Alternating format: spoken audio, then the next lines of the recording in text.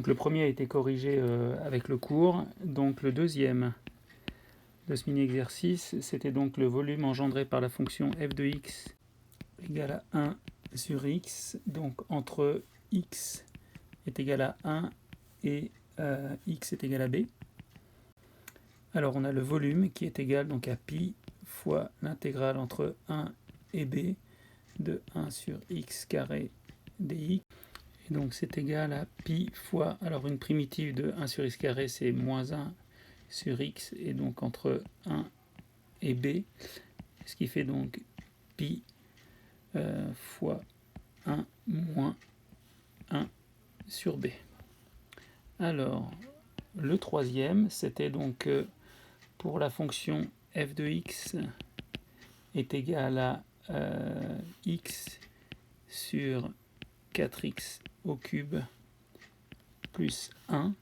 Pour x appartenant à R+, alors ça veut dire que ici f de x est égal à 0, c'est unique si x est égal à 0. Donc ici, le volume cherché, c'est pi fois l'intégrale entre 0 et puis plus l'infini de x2 sur 4x au cube plus 1 au carré dx.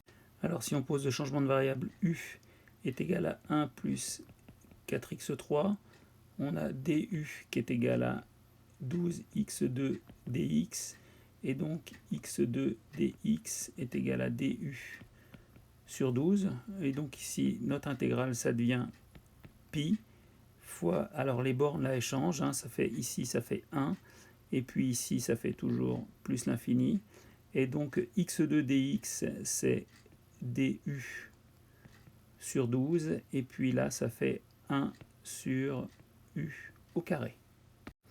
Ça donne donc pi sur 12, et puis une primitive de 1 sur u carré, c'est moins 1 sur u, entre 1 et plus l'infini. Et donc ici, ça donne donc pi sur 12 fois la limite quand b tend vers plus l'infini de moins 1 sur b, et puis donc plus 1. Et donc ça, quand b tend vers plus l'infini, ça tend vers 0. Donc finalement, ça fait pi sur 12.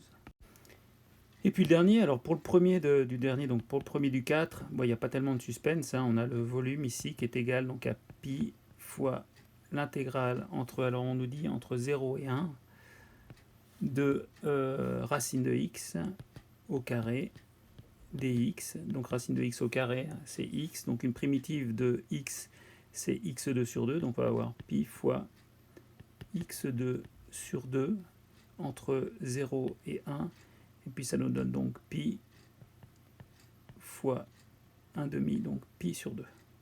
Alors pour la deuxième partie qui parle de la rotation, mais cette fois-ci autour de l'axe des ordonnées, donc on va faire un petit dessin.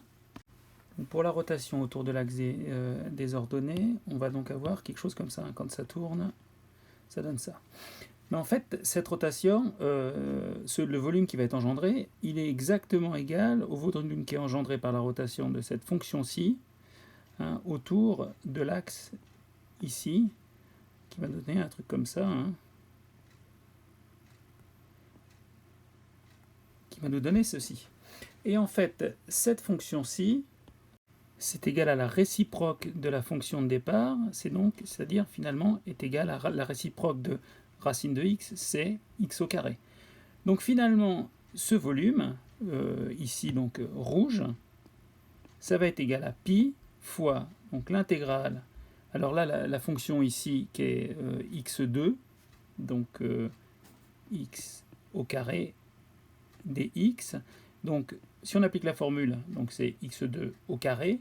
Et puis qu'en est-il des bornes? Finalement les bornes, on va intégrer donc entre cette borne-là et cette borne-là, qui finalement pour l'autre correspondent à ici donc cette borne-là et puis cette borne-là. Donc finalement ici on va intégrer également entre 0 et puis 1. Ce qui nous donne donc pi fois, alors une primitive de x4, c'est x5 sur 5, donc entre 0 et puis 1, Ce qui nous donne donc, alors pour la borne 0, ça ne donnera rien du tout, et donc ça fait pi fois x puissance 5, donc 1 puissance 5, ça fait 1, et divisé par 5.